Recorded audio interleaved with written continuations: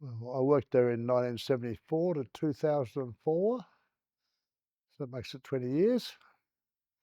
Long time. I was a manual arts teacher and also 11 and 12 vet teacher over the road. And I think my fondest memories is watching the students come in grade 7 and go out at grade 12, how they grew and matured. Oh, I had some very memorable students teaching manual arts, but I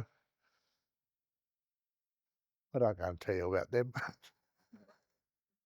I don't want to embarrass them, but probably not holding any grudges against the students. It's a place of learning.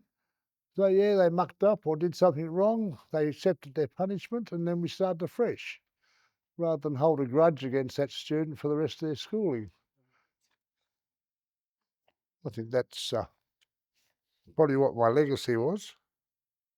Well, I moved into a brand new manual arts block that year. Had to even put the tools back up on the walls.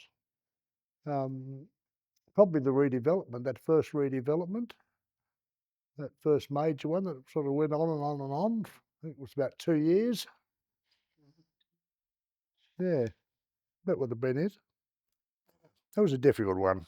I thought about it though, and I thought, really, young teachers coming out have always been at school. They've never left school, and they needed to get out in the workforce and see how the real world lived. Um, because I used to notice it, especially with lower primary teachers, they'd come there and they were full of expectations of what the students would do. And as we know, students don't do what they're expected to do. Uh, and they'd be grumbling and growling about this one and that one. Then they'd go and have a family themselves, and when they came back, they were totally different. They realised what it was like. Hmm. Also, I think treating the students as individuals, not as a group.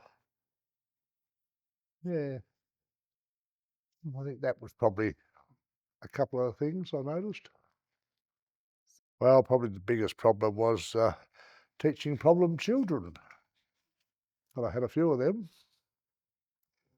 But I found if I got to know their interests and concentrated on their interests and geared their skilling towards their interests, they were totally different.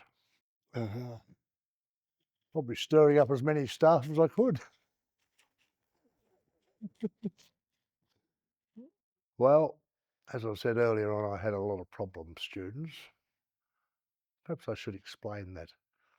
On the manual arts line, there was also advanced English and advanced maths. So those with any sort of ideas of where they wanted to go on that did those subjects. And of course, the others came to me. But I see them now up in the streets, and we stop and we have a yap. And then I realise how far they've gone ahead, and they've all got their own little businesses, a lot of them. Uh, and so that to me shows that they do mature, that there is good in everyone. Oh, I might have had an impact. I don't think I had much of an impact. I think sometimes it's just a matter of waiting until they realise that they had the ability to do something. But it's great to see them in their own little businesses and succeeding. I think with the right staff and teaching as individuals, um, I can just see it being going ahead. You missed one, Christine. That'd be right. Yeah. Yeah. What? Who would you say have the biggest input on you as a teacher? Sorry. Who would you say had the biggest impact on you as a teacher, and where are they now? Well, I'd say Rosemary Wardlaw. As we know, she's passed on. But every time I turned around, she was in my classroom. And to the extent that I got, after about 6 weeks of it, I went up to her and I said, "What have I done wrong? Are you checking on me or something?" She said, "No, She said, I come down here because she said I can see them enjoying themselves when they come to me after a bad lesson of maths or English or something. I can say, but I know you can do it. So it was that psychological that she was using on them. I get to know each student and their interests and use that in their learning as much as possible. Uh, the world is their oyster. I mean, when I think back at the students that we've had here, well, I knew, we've got doctors, we've got lawyers, we've got a whole host of different professions. Um, one's in charge of tourism in Queensland that I know of. I know one's in charge of the Northern Health Region in Tasmania.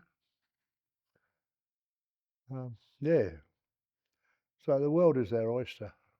They just got to go for it. Well, I told you about that one, Christine. I'm not going to repeat that. No, no, no. I think some of the characters I taught as well.